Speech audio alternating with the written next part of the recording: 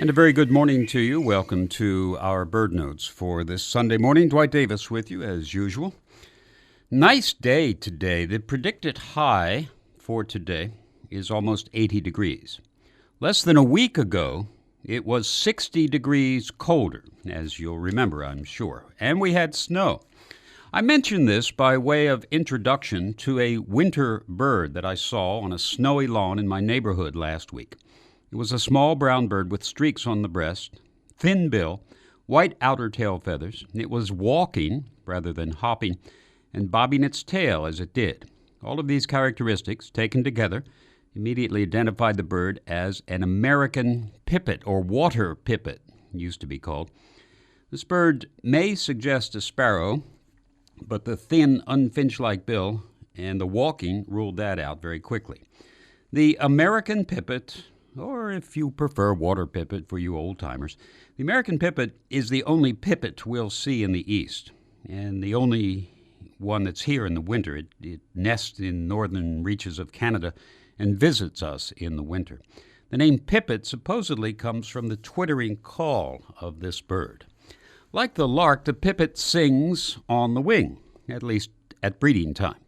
Also, like the lark, pipets are essentially terrestrial birds, usually found in fields or golf courses or the like.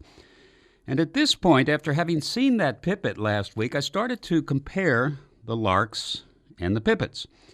And the similarities amazingly continued. They both walk rather than hop. They're mostly the color of the ground, which they inhabit. They're mostly seen in flocks, and both boast an elongated hallux, that is, the back toe.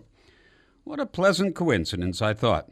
We discussed the skylark last week, and lo, there appears a pipet, obviously a closely related bird. But not so fast.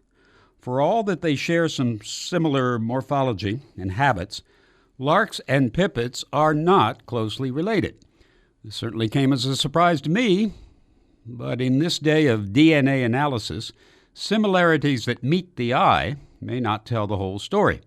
Our two birds in question differ in the structure of the syrinx, which can be physically examined. But beyond that, DNA evidence groups the larks in a very distinct family of their own, with the pipets related to Old World sparrows, Old World warblers, and Old World flycatchers. Who knew? Things apparently are seldom what they seem, as the Gilbert and Sullivan aria says.